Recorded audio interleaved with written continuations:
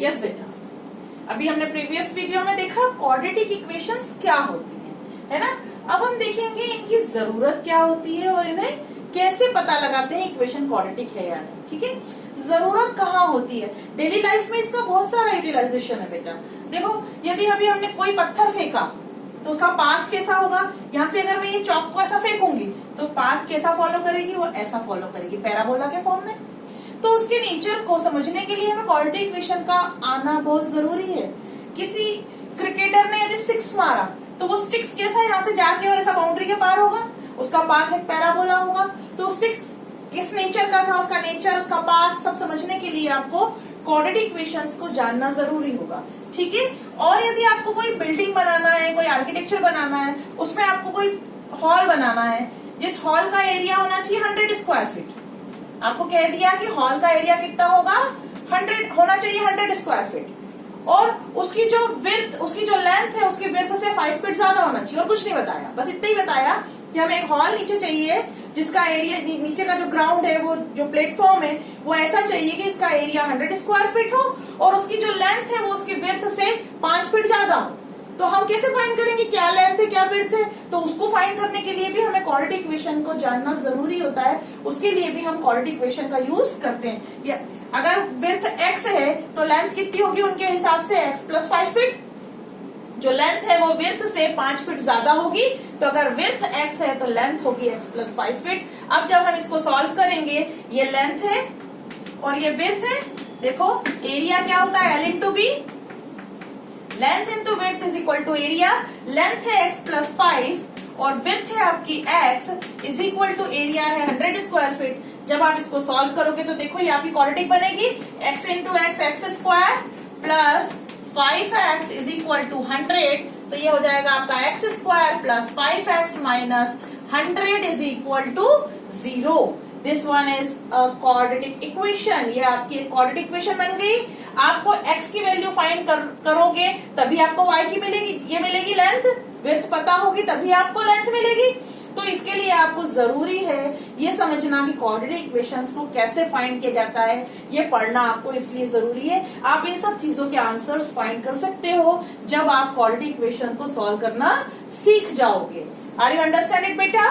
देखो, अब नेक्स्ट चीज मैं आपको ये समझाती हूँ कि क्वाड्रेटिक इक्वेशन क्वाड्रेटिक है या नहीं। मतलब कोई इक्वेशन आपको दी और पूछा ये क्वाड्रेटिक है या नहीं, तो आप उसे कैसे पहचानोगे? देखो, यहाँ पर जो इक्वेशंस दी हैं, इन्हें तो देखते ही आप पहचान जाओगे कि yes, these are the quadratic equations, because in all the equations the degree of the equation is 2। देखो, हियर आल्सो x की पावर 2 है, यहाँ पे x की पावर 2, यहाँ पे q की पावर 2, q वेरिएबल है, यहाँ पे t वेरिएबल है, कोई भी वेरिएबल हो सकता है। यहाँ पे t की पावर 2 है, हाईएस्ट पावर, यहाँ पे p की हाईएस्ट पावर 2 है, यहाँ पे x की हाईएस्ट पावर 2 है। ये सारी इक्वेशंस में highest power of the variable is 2 because it means there degree is 2। यहाँ पे हमें देखते ही समझ में आ गया कि इन सब की डिग्री 2 है, it means they are the quadratic equations. लेकिन अगर आपको ऐसी इक्वेशन दे दी हो x प्लस 2 और x plus 3 is equal to 5,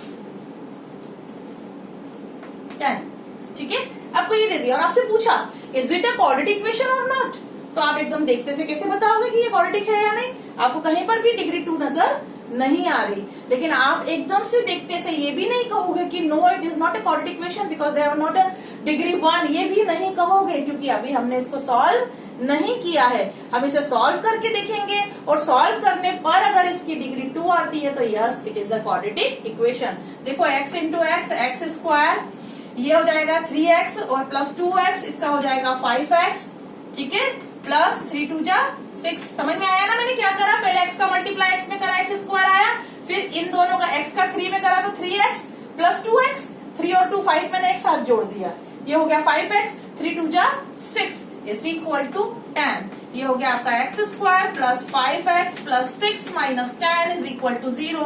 तो ये आपकी सॉल्यूशन होगा इस इक्वेशन का, x square minus 4 is equal to 0।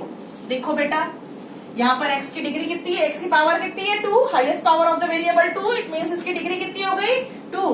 Then yes, it is a quadratic equation. तो हाँ, ये क्वाड्रेटिक इक्वेशन होगी। समझ गए? तो आपको देखते ही अगर कोई दिख जाए तो बहुत अच्छी बात है, और अगर ना दिखे तो आपको पहले उसे सॉल्व करना है, समझना है कि हाँ ये क्वाड्रेटिक है या नहीं है। अगर सॉल्व करने पर डिग्री 2 आती है तो yes it is a quadratic, और अगर डिग्री 2 नहीं आती है तो no it is not a quadratic equation. Are you understand it बेटा? हमारे एक्सरसाइज 2.1 4.1 यही पूछ रहा है हमसे। देखो अब एक चीज और समझाती हूँ मैं। अगर ऐसा दिया हो, यहाँ पर 10 की जगह दिया हो x इंटू एक्स प्लस 2 या x इंटू एक्स माइनस 2, कुछ भी, ठीक है, इस टाइप से दिया है यदि, तो हमको कैसे पता लगाएंगे कि इक्वेशन की डिग्री 2 है या नहीं है, ये क्वाड्रेटिक है या नहीं? अभी हमको नहीं समझ में आ रहा है, फिर भी हम इसे सॉल्व करेंगे। देखो सॉल्व करेंगे तो यहाँ पर वही आएगा, x square plus 5x plus 6 is equal to, यहाँ पे तो सेम चीज है, x into x square 2x plus 3x 5x और 3 2 जा 6। यहाँ पर हम जब इसे सॉल्व करेंगे तो आ जाएगा आपका एक्स स्क्वायर माइनस 2x। देखो यहाँ भी एक्स स्क्वायर है, यहाँ भी एक्स स्क्वायर, एक्स स्क्वायर से एक्स स्क्वायर कट गया। अब इस पूरी इक्वेशन में कहीं पर भी हमें एक्स की पावर 2 नजर नहीं आ रही, it means it is not a quadratic equation. तो ये एक क्वाड्रेटिक इक्वेशन नहीं होगी। आर यू अंडरस्टैंड इट बेटा? अब हम इस वीडियो के बाद नेक्स्ट वीडियो में तुम्हें एक्सरसाइज 4.1 के कुछ क्वेश्चंस बोर्ड पे सॉल्व करवाऊंगी और कुछ होमवर्क के लिए दूंगी, तो आप उसे सॉल्व करके मुझे उसकी पिक्स सेंड कर देना। ठीक है बेटा? समझ में आया क्वाड्रेटिक इक्वेशंस होती क्या है और उनका यूटिलाइजेशन कहाँ होता है? उसके बाद जब 4.1 कंप्लीट हो जाएगी तब मैं तुम्हें समझाऊंगी कि इसके रूट्स कैसे फाइंड किए जाते हैं, उसके तरीके क्या हैं। ठीक है? ओके बेटा।